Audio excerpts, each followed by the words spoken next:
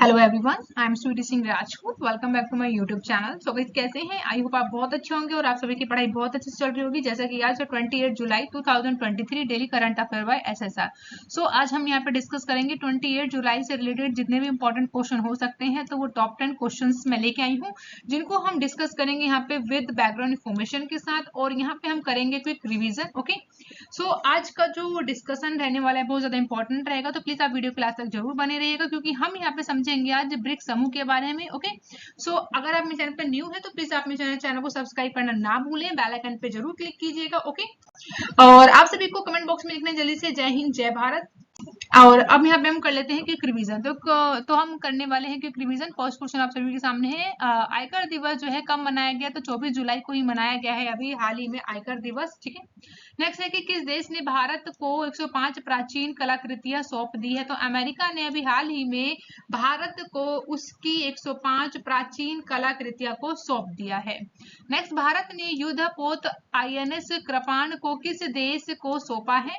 तो अभी हाल ही में जो है हमने यानी भारत ने जो है वियतनाम को अभी आईएनएस कृपाण सौंपा है। नेक्स्ट है कि एशियन डेवलपमेंट बैंक ने यानी कि एडीबी बैंक ने अभी चालू वित्त वर्ष में भारत की वृद्धि दर को कितने प्रतिशत रहने का अनुमान लगाया है? तो 6.4% जो है अनुमान लगाया गया है कि भारत की वृद्धि दर रहेगी।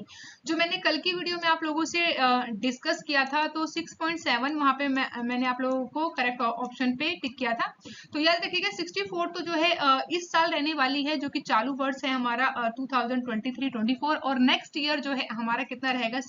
6.7% रहेगा। तो याद रखिएगा, वहां पे आप करेक्शन कर लीजिएगा। नेक्स्ट है कि किस देश के राष्ट्रपति रानिल विक्रम सिंघे जो है भारत के 2 दिवसीय आधिकारिक यात्रा पर आए हैं? तो श्रीलंका के हैं राष्ट्रपति, वो अभी हाल ही में भारत की 2 दिवसीय आधिकारिक यात्रा पर आए हैं, जिनका नाम है रानिल विक्रम सिंघे। नेक्स्ट है, किस राज्य के मुख्यमंत्री खेत सुरक्षा योजना को लागू होगी? तो उत्तर प्रदेश राज्य सरकार ने अभी मुख्यमंत्री खेत सुरक्षा योजना को लागू किया है किसानों के हित के लिए।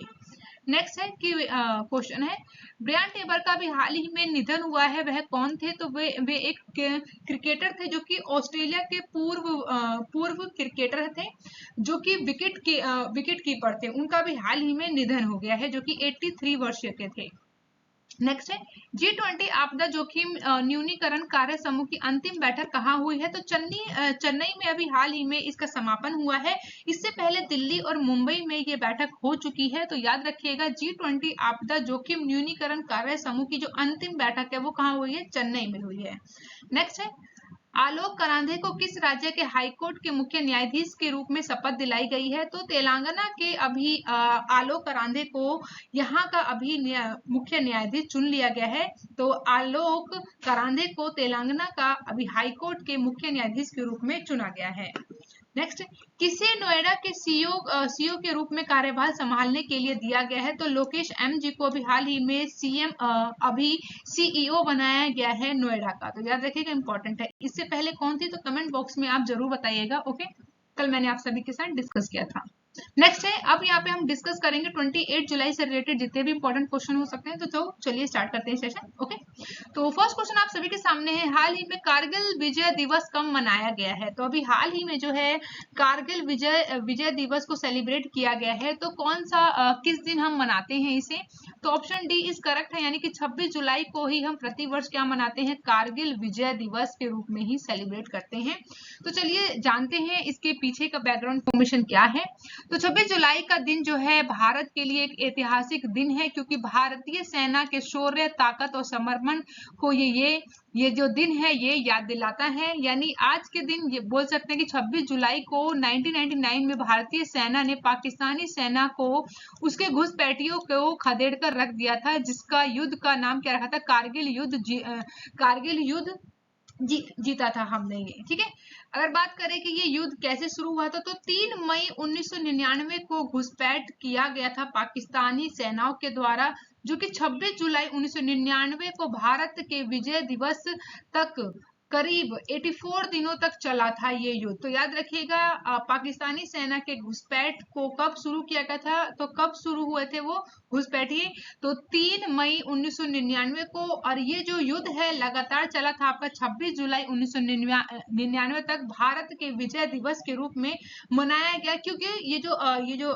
बोल सकते हैं कि ये जो युद्ध चला था ये पूरे 84 डेज के लिए चला था। और इस ऑपरेशन का नाम क्या रखा गया था भारतीय सेनाओं के द्वारा, तो इसका नाम रखा गया था ऑपरेशन विजय। कारगिल युद्ध की बात करें तो भारत के जो है 527 जवान शहीद हुए थे, जिनके बलिदान और शौर्य को याद करने के लिए, नमन करने के लिए ही इस दिवस को मनाया जाता है। तो ये महत्वपूर्ण दिन है हम सभी के लिए। तो याद रखिएगा 26 जुलाई 1999 को ही कारगिल युद्ध हुआ था। तो याद रखिएगा, इंपॉर्टेंट है।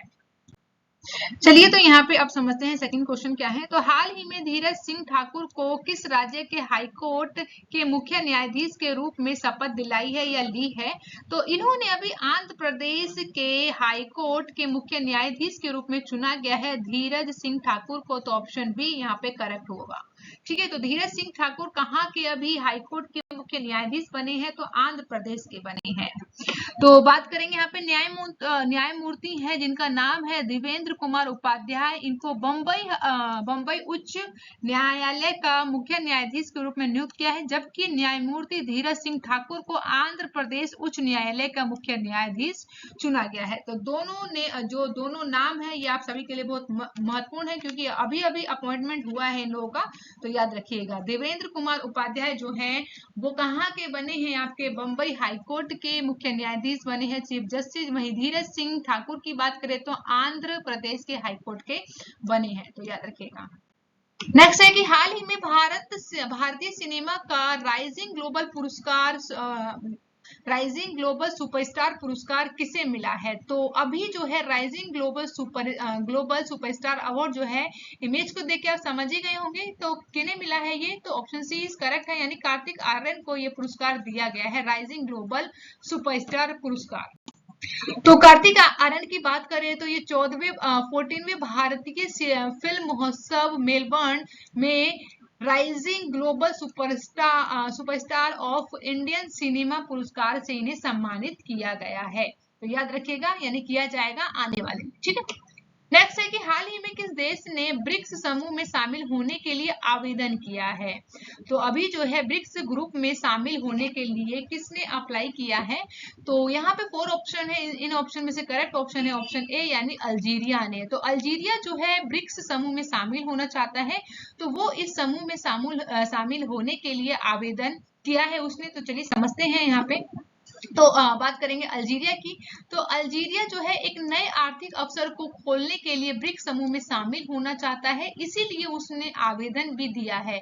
अल्जीरिया ने इसके लिए 1.5 अरब अमेरिकी डॉलर की राशि के साथ जो है ब्रिक्स बैंक के शेयर धारक सदस्य बनने का अनुरोध भी किया है अल्जीरिया ने। वहीं बात करें अगर उत्तरी अफ्रीकी देश है जिसका नाम है अल्जीरिया, जो कि तेल और गैस संसाधनों से समृद्ध है ये देश, वहीं अपनी अर्थव्यवस्था में विविधता लाने और चीन जैसे देशों के साथ अपनी साझेदारी को मजबूत करने की कोशिश कर रहा है, इसलिए अल्जीरिया जो है ब्रिक्स ग्रुप में शामिल होना चाहता है।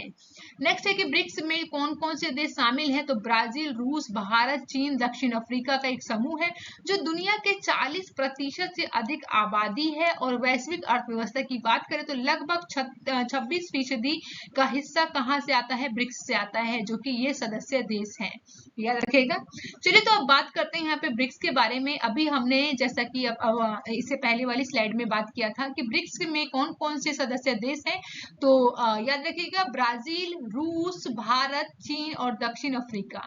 ठीक है, बी से क्या होगा आपका भारत है, ठीक है, सॉरी ब्राजील है, यहाँ पे आर से क्या होगा रसिया होगा, आई से इंडिया होगा, सी से चाइना होगा और एस से साउथ अफ्रीका। तो ब्रिक्स यहाँ पे याद रखिएगा फर्स्ट लेटर से ही यहाँ पे पर्टिकुलर कंट्री को यहाँ पे डिनोट किया गया है।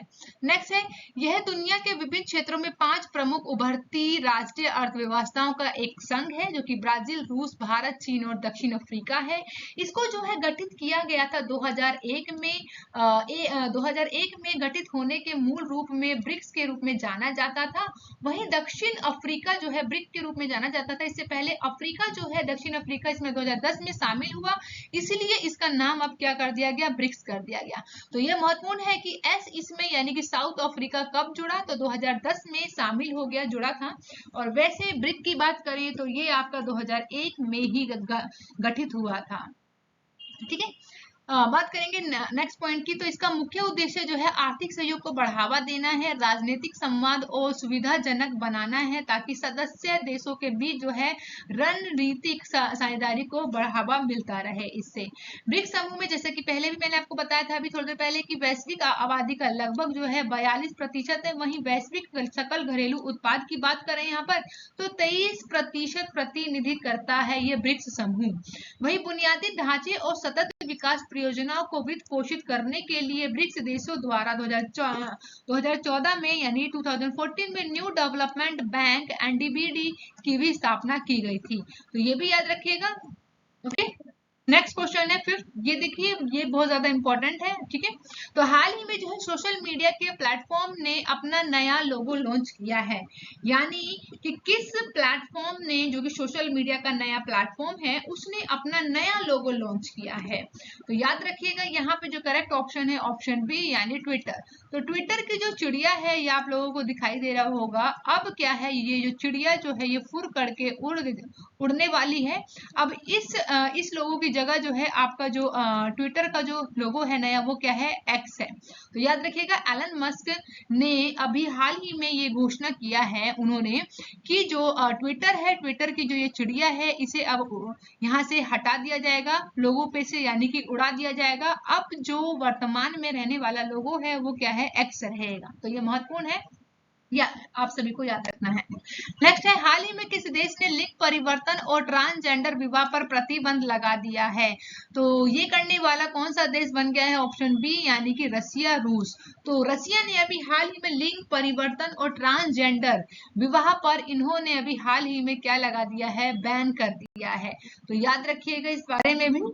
तो रूसी राष्ट्रपति हैं जिनका नाम है व्लादिमीर पुतिन, जिन्होंने एलजीबीटीक्यू समुदाय को अभी हाल ही में एक बड़ा झटका देते हुए इन्होंने एक कानून को पारित किया है। और इस कानून पे इन्होंने अभी हस्ताक्षर भी कर दिए हैं, सिग्नेचर भी कर दिया है, जिसमें ये प्रावधान किया गया है, बोल सकते हैं ये जो कानून बनाया गया है, ये कानून जो है कहता है कि लोगों को चिकित्सीय रूप से अपना लिंग बदलने के लिए लिंग पूर्ण मूल्यांकन सर्जरी कराने पर उन पर प्रतिबंध लगा दिया गया है। यानी कि कोई भी जो ट्रांसजेंडर है, यानी वो अपना लिंग परिवर्तन कराना चाहता है तो वो नहीं करा सकता है, उनके ऊपर बैन कर दिया गया है। वही बात करें अगर रूस की राजधानी तो क्या है, मॉस्को है, और मुद्रा क्या है, रूबेल, और राष्ट्रपति तो आप सभी को पता है व्लादिमीर पुतिन जी हैं। नेक्स्ट है क्वेश्चन, हाल ही में सेमीकंडक्टर इकोसिस्टम के संयुक्त विकास के लिए भारत ने किस देश के साथ समझौता किया है? तो अभी जो है भारत ने क्या किया है, जापान के साथ इस समझौते के लिए हस्ताक्षर किया है। तो सेमीकंडक्टर इकोसिस्टम है जो कि संयुक्त विकास के लिए भारत ने जापान के साथ मिलकर इसके ऊपर सिग्नेचर किए हैं कि किस तरीके से हमें जो है सेमीकंडक्टर इकोसिस्टम को कैसे बढ़ाना है। तो भारत और जापान जो है सेमीकंडक्टर पारिस्थितिक तंत्र को संयुक्त रूप से विकसित करने के लिए एक समझौते पर हस्ताक्षर करके अपनी साझेदारी को मजबूत किया है। वहीं इस सौदे का जो उद्देश्य है वैश्विक आपूर्ति श्रृंखला के लचीलेपन को बढ़ाना है, विशेष रूप से महत्वपूर्ण सेमीकंडक्टर उद्योगों में। वहीं संयुक्त राज्य अमेरिका के बाद जो है जापान इस प्रयास में भारत के साथ हाथ मिलाने वाला दूसरा क्वाड भागीदारी बन गया है। वही बात करें अगर केंद्रीय इलेक्ट्रॉनिक्स और आईटी मंत्री हैं जिनका नाम है अश्विन वैष्णव ने जापान के अर्थव्यवस्था और व्यापार और उद्योग मंत्री जिनका नाम है यासुतोशी निशिमुरा के द्वारा, इन दोनों के द्वारा ही अभी हस्ताक्षर ज्ञापन पर अभी हस्ताक्षर किए गए हैं जो कि विभिन्न क्षेत्रों में शामिल किया जाएगा।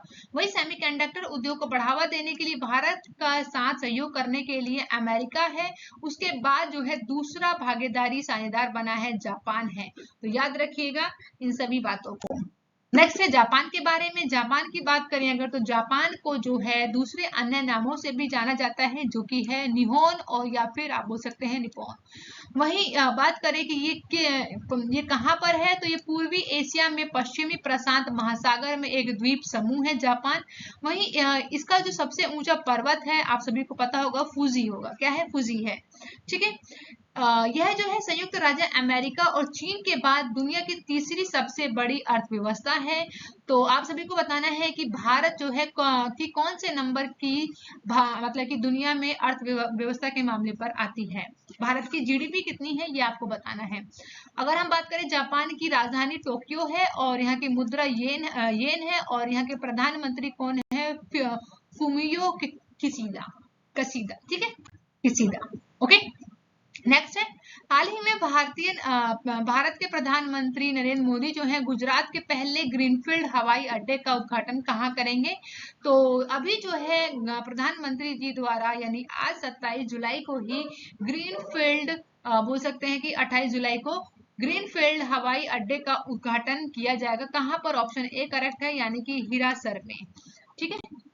तो प्रधानमंत्री नरेंद्र मोदी जी द्वारा इस महीने की 27 तारीख को यानी कल के दिन ही राजकोट के पास है हिरासर में गुजरात के पहले ग्रीनफील्ड हवाई अड्डे का उद्घाटन कर चुके हैं। वहीं इसकी लागत की बात करें तो ये कितना है? 1450 करोड़ की लागत से 1500 एकड़ क्षेत्र में बने इस हवाई अड्डे का नाम बदलकर अब क्या कर दिया है? राजकोट अंतरराष्ट्रीय हवाई अड्डा कर दिया गया है। नेक्स्ट क्वेश्चन, हाल ही में भारत में दूसरे सबसे लंबे समय तक सीएम पद पर रहने वाले मुख्यमंत्री कौन है? तो इन्हें तो देख के आप समझ ही गए हैं। तो करेक्ट ऑप्शन है यहाँ पे ऑप्शन सी यानी कि नवीन पटनायक जो कि उड़ीसा के क्या है? सीएम है। तो उड़ीसा राज्य के सीएम जिनका नाम है नवीन पटनायक, ये जो है अभी भारत के दूसरे सबसे लंबे समय तक सीएम पद पर रहने वाले मुख्यमंत्री बने हैं। उड़ीसा के मुख्यमंत्री हैं जिनका नाम है नवीन पटनायक, ये जो है दूसरे सबसे लंबे समय तक मुख्यमंत्री पद पर रहने वाले सीएम बने हैं। इससे पहले कौन थे? तो पहले स्थान पर कौन है अभी? तो पश्चिम बंगाल के हैं पूर्व मुख्यमंत्री जिनका नाम है ज्योति बासु को पछाड़ दिया है। वो अब क्या हो गए हैं? कौन है? दूसरे नंबर पर अब आपके नवीन पटनायक आए हैं।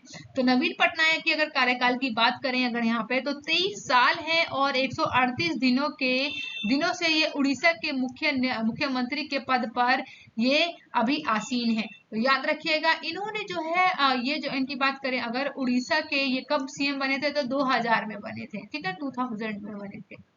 ओके। तो अब जो है भारत में किसी राज्य के दूसरे सबसे लंबे समय तक सीएम पद पर रहने वाले मुख्यमंत्री कौन है? तो याद रखिएगा, भूलिएगा नहीं, उड़ीसा के मुख्यमंत्री हैं जिनका नाम है नवीन पटनायक। अब बात कर लेते हैं यहाँ पे कुछ और भी मुख्यमंत्री हैं। जैसे कि पहले नंबर की हम बात करें तो पवन कुमार चामलिंग जो है 24 वर्षों से हैं, 166 दिन यानी सिक्किम के हैं ये। तो ये इतने टाइम से इस पद पर बने हुए हैं सीएम पद पर। वही नवीन पटनायक की अभी हम लोगों ने बात किया है तो ये दूसरे मुख्यमंत्री बन गए हैं जो 23 वर्ष वही 139 दिन उड़ीसा के हैं। ज्योति बासु की बात करें पहले ये थे दूसरे नंबर पर, अब ये लेकिन खिसक कर तीसरे नंबर पर आ गए हैं जो कि 23 वर्ष 137 दिन पश्चिम बंगाल के हैं। वही बात करें चौथे नंबर की तो कौन है? गेंगोंग अपांग जो है 19 वर्ष 14 दिन अरुणाचल प्रदेश के सीएम है। तो ये भी याद रख लीजिएगा। नेक्स्ट क्वेश्चन है, हाल ही में गृह मंत्री अमित शाह ने भगवान श्री राम की 108 फीट ऊंची प्रतिमा का आधारशिला रखा है।